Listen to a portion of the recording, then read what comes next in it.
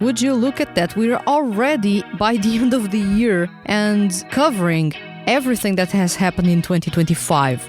This is insane. So in this episode, we are going to do something slightly different because this year we didn't have any solo debuts and Seiyuu units were not really a big thing. So let's cover the biggest things that happened in 2025 and just talk about those without a script. Let's kick off this episode of Seiyuu Lounge.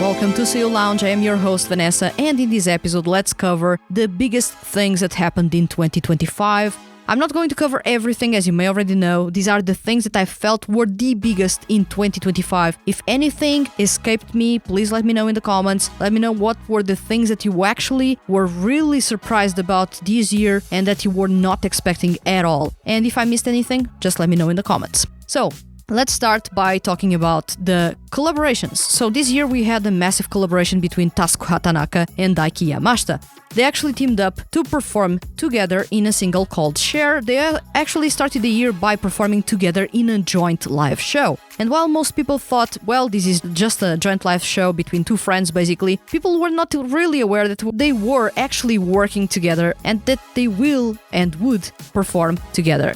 Share was released this year, and many fans actually found it unbelievably good. I'm going to confess right now, I'm recording this in early November, and I have a long list of things that I have yet to review. This is one of those CDs. So I'm not going to pass my judgment yet, because I don't know if I enjoyed it or not. Then we had Shotawoi and Nanami Hiroki collaborating. This was a massive collaboration within a music label. So whereas Tasuku Hatanaka and Daiki Yamashita are from completely different labels, Tasuku is with Lantis and Daiki is with Ace Sketch. In this case, when we go to Shotawoi and Nanami Hiroki, both are with King Records. This is kind of an interesting duo. They performed Meteora, and this duo has a unique thing about them because they are both artists that don't stick to a specific image that the society wants to. Nanami Hiroki has those influences that come from her previous job as a Kagarazuka, I believe it is that name, actress, and Shotawoi always has played around and used his image and has sparked conversations about image and identity plenty of times because of what he does. And having both of them together in one single, they are really showing that you can have the image that you want, you can rock the stage, you can be unbelievably good. What matters by the end of it all is if you are talented at what you do and if you are passionate about what you do. And I love to see that. This is a really awesome collaboration, not only because the voices are heavenly, but because of what both artists challenge visually and challenge in terms of the idea behind what a female artist should look like and what a male artist should look like. People should look like what they want and what they feel. And both of them showed that, and I love to see that. Once again, this is really rare. There are not many Seiyuu artists doing that at all. Actually, Nanami Hiroki is not necessarily, I wouldn't call her a Seiyuu artist. She's primarily an artist. She has done some Seiyuu work, but that's not her primary job. Then, when it comes to other things, we had a couple of surprises. Executioner, the Visual Kei project, returned after 2 years away. This is a crazy thing because this was a project that I was hailing really high when it started. I love the music, Shunichi Toki, Jin Ogasawara and Masaaki Mizunaka, all in the same place, delivering really stylish Visual Kei rock music. The project went under the radar 3 or 4 months since the start, so we barely got anything within their first year because they didn't even do a full first year of existence, and then they returned this August. And returned this August with a different cast. Some original cast members returned. Jin Ogasawara is still there, but everyone else was basically shuffled around. And some of the biggest names in the project, Shunichi Toki, Masaaki Mizunaka, Soma Saito, Ken Ito, and Ryuichi Kijima, they are no longer with the project. So this was a kind of a weird thing to happen, but a really surprising one nonetheless. I was not expecting this project to return, honestly. That's such a long hiatus, 2 years. Most projects after 1 year don't even say anything anymore. but Universal Music Japan is still sticking around with this project, and we will see what they do next. I'm not really that hopeful because they have a track record of abandoning projects, like they did, for example, with Gyroaxia, but let's see what they can do after these and with the new cast. I'm going to talk about these extensively in a dedicated episode about Executioners that will air in January or early in 2026, so be on the lookout for that. Then we had Dig Rock. Basically, the franchise returned to the stage. Finally, after a couple of years without being on stage performing. The franchise has been around for over 5 years, and this is only the second live show that they have held. They have an amazing lineup once again. Yumu Uchida, Toshiki Toyonaga, and Makoto Furukawa. Unbelievable lineup when it comes to the vocals. They have an unbelievably good supporting cast as well. The drama CDs are really awesome. The music is really awesome. It's good to see that the project is alive and good. I was getting a little bit worried because of the radio silence. Talking about merch is one thing, talking about the radio show is another thing, but there are projects that still have their radio shows alive, but the project is no longer alive, so I was really worried about that because of the silence within the Dig Rock franchise. Good to see that they are still around, and good to see as well that the Dig Rock game was released, albeit it's not what people were thinking it would be. That's a completely different game from what they promised initially, so yeah, expectations were a bit frustrated when it came to the game, but still, good to see that the game actually released. It had been talked so many times and then delayed and then radio silence and finally it was released.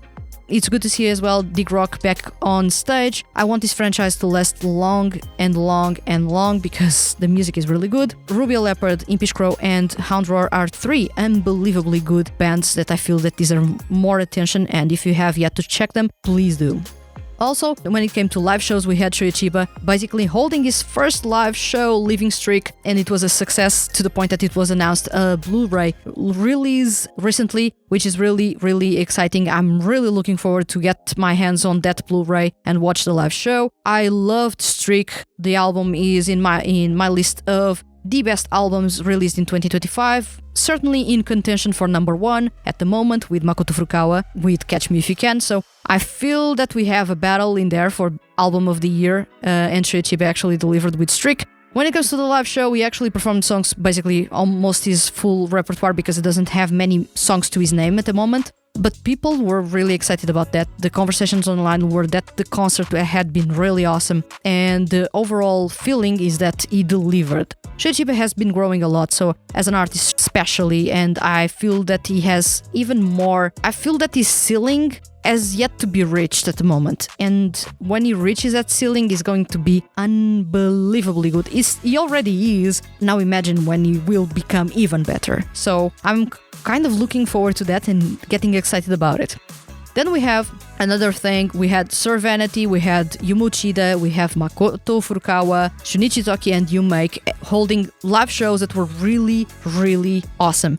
Sir Vanity held an amazing live show early in the year. Yumu Uchida had the Atelier tour, let's say. It was a tour because it had plenty of dates split throughout the year. Makoto Furukawa held a really cool second live show with the crowd. Shunichi Toki also held a live show. Yumake held an unplugged live show. Unplugged live shows are really rare, and I feel that seeing a band actually going on a quieter side and focusing on just having piano and an acoustic guitar and the voices doing all the work is actually pretty awesome. Yumake have 2 amazing vocals, Kentito and Yoshiki Nakajima, and of course they will deliver more and more of quality if they have the instrumental subdued and they focus on harmonizing on the spot. I feel this was a really cool show.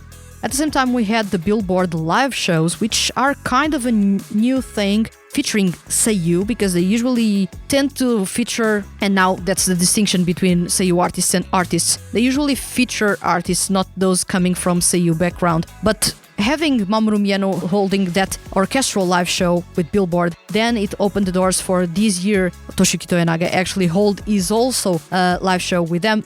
Unfortunately, it was not an orchestral one, but still it was a live show with them. And next year, we have Shugo Nakamura also joining the Billboard live shows, which is really, really awesome to see Billboard betting more and more in artists that I believe not many people are betting on. For example, Mamoru Miyano is wildly popular, of course we know that, but Toshiki Toyonaga isn't, and Shugo Nakamura isn't. And to see Billboard betting on them because they see the talent there, they see the possibility of more people getting to know them, and that they can impress on a more intimate setting, it's really awesome. So we had that as well. We also had Kotaro Nishiyama holding his very first live show, which was a surprise. It came along with another EP release, which I have yet to review, and this was really awesome to see yet again.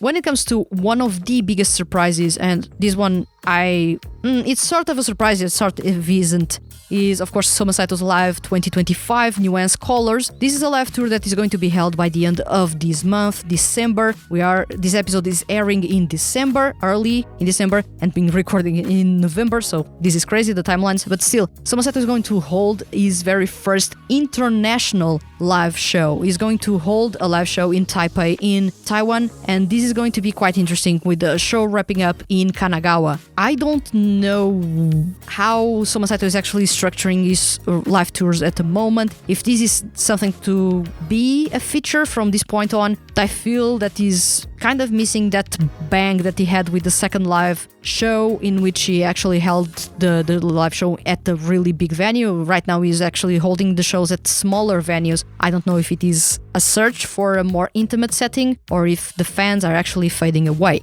I don't know that, but still, once again, it's awesome to see that he's finally going to hold a live show outside of Japan. Of course, I keep on daydreaming about Soma Saito coming to Europe. That probably won't ever happen for him to perform live in Europe. But still, it's good to see that he's actually stepping out of Japan and playing live, and that Sakura Music is actually pushing him to perform outside of Japan, because he has the talent for that and he has fans outside of Japan, so... Also, the biggest surprise of the year for me was by far Miyuirino leaving Kiramune and actually joining Columbia Records. I was not expecting, and from what Kiramune was communicating at that time, they were leaving or giving the idea that Miyuirino was going to stop singing altogether. And that was the feeling that I got last year by the end when he released that Best Of album, and I felt, this is probably him saying goodbye to the music industry, because although he's extremely talented, he doesn't sell much. And we were seeing the sales numbers when it came to the Oricon charts. He was not even charting within top 20. So he was struggling a lot at times, although he was releasing his best music to date, which is crazy. But it is good to see that he ended the chapter with Kiramune. Basically, the music label didn't have much more to offer him. Basically, it was being used by the label as a leverage to say, we have big artists here, please come to this place if you are a Seiyuu and you want to sing. And he actually left the music label. I don't know if he is still active with Kamyu, the Seiyuu unit that he has with Hiroshi Kamiya within Kiramune, but since he basically left the music label and Kamyu only release music every time they celebrate a big anniversary, I feel that this group may not return, or only return for really special situations, because you are going to manage artists that are from different music labels, so you need to agree, you need to lay out terms, and you need to set the payments and everything else, and it will be probably something crazy to organize. But it is good to see that Miyuirino left Kiramune, and I'm going to let you know that Who I Am, the single that he released with Columbia Records, is quite possibly one of the best singles he released in his career. By far the most cohesive, really fun, and this is the type of music that he couldn't perform at Kiramune, and you were noticing that as soon as he returned from his hiatus and started to release music that was more internationally sounding. It was really influenced by East End theater and Broadway and everything else. It was more soulful, it was jazzier, groovier, disco driven, that Kiramune was not really betting that much on him. But now he can do whatever he wants, and Who I Am is quite possibly one of the best releases of the year. And this was not only a big surprise, but also not only a big surprise because he left a music label that he was there almost since the start of the music label, but also because he joined Columbia, and Columbia let him do what he loves, and he sounds unbelievably good. So I was really excited to see that. And that's, I believe, the biggest surprise of the year, in my opinion, to see Miyuirino shining so bright with Columbia right now. Very few artists can say that when they change music labels, they start shining more. But Miyuirino has that natural shine to himself as a solo artist. I've always felt that he's an amazing artist that deserves more love. His voice is completely unique. Once again, I don't know why there's not enough people checking his music out and talking about his music and talking about his voice, because he has one of the most unique and beautiful voices among male Seiyuu artists. And his technique is second to none. He is unbelievably good. His falsetto is off the charts. If I could talk about him for hours. Is unbelievably good. So it is good to see that there is a music label that is housing him right now and nurturing him and letting him do what fits him at the moment as an artist, and he can do whatever he wants, and he's sounding the best he has had in years. So it's good to see. This was the biggest surprise of the year for me, for sure.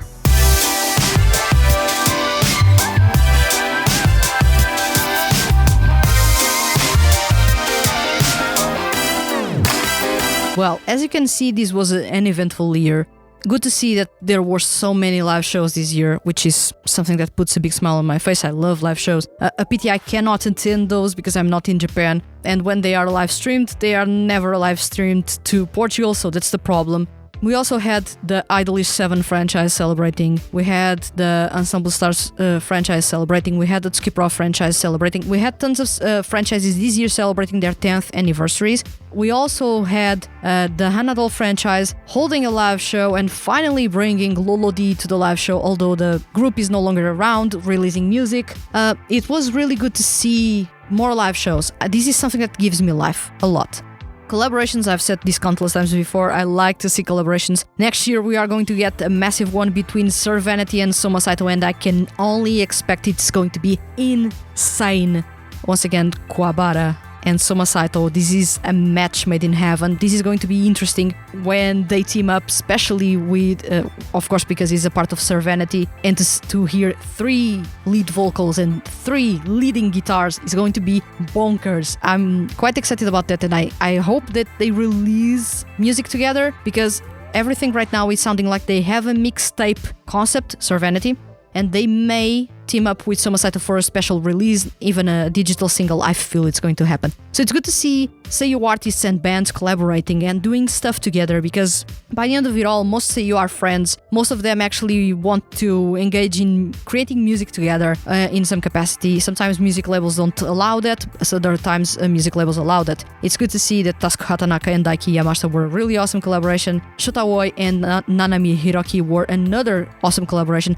It's really interesting to see, once again, what an artist really sounds like if they are not being contained within a box. Myurino with Kiramune was really contained within a specific box of their artists right now sound all like these, so now you need to sound like these. But now that he left Kiramune and he's doing his own music, he's not engaging as much with his music as he was before, not really necessarily composing or writing lyrics to, but he actually has a sound that better suits his voice at the moment, and that better suits his age as well. So it sounds mature, the music sounds nostalgic. He's sounding his best at the moment when it comes to the vocals, so I'm really, really happy about that. So yeah, I'm really excited about all of these news. Some of those I already knew about, others I found out just recently that they happened.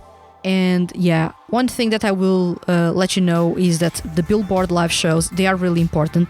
Billboard is one of the biggest music outlets in the world, and music magazines or charts even. And for them to start bringing in male Seiyuu artists to perform for them, either it is an orchestral way, like it was with Mamoru Miyano, which was impressive, or with Toyonaga, which was a more intimate show, or how it's going to be with Shugo Nakamura early in 2026, which will be another intimate show. It's good to see that Billboard is betting on Seiyuu artists to showcase their talents to a wider audience and to show that they shouldn't be referred to as Seiyuu artists.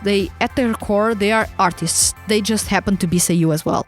And they are creating their music. They are really passionate about their music. I feel that if a Seiyuu is really serious about their music and not using that as a gimmick, or not using that, or not just doing that just to please their fans, if they are genuinely passionate about music, this is something that I love to see and they deserve. I feel that for next year, I would bet that probably we are getting a Billboard live show with Shotawoi, one with Shoya Chiba, because they have that connection with the King Records label, having worked previously with Billboard. Probably Soma Saito and probably Yuma Uchida as well. I feel probably as well Shinichi Toki. I feel that it is a matter of time until that happens.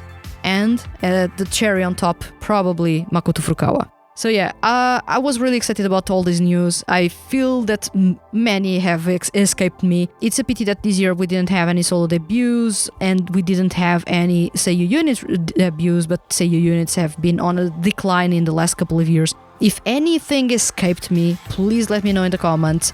This is all from me in this episode. I hope you guys enjoyed it. We have plenty of more episodes to talk about the things that happened in 2025. We are going to talk about as well the best songs and the underrated songs this year. And we are going to talk about my artist of the year. I'm going to condense those episodes instead of making lots of episodes like I've done in the previous years, just not to bore you, to try to make things really interesting to listen to. And unscripted as well, because I feel that unscripted things work pretty well. Yeah, if I talk about music, I can talk for days, so instead of writing, I'm improvising. So I hope you guys enjoyed this one. Let me know in the comments if I missed any news or if you were excited about any of the news that I mentioned. And I'll see you guys in the next episode.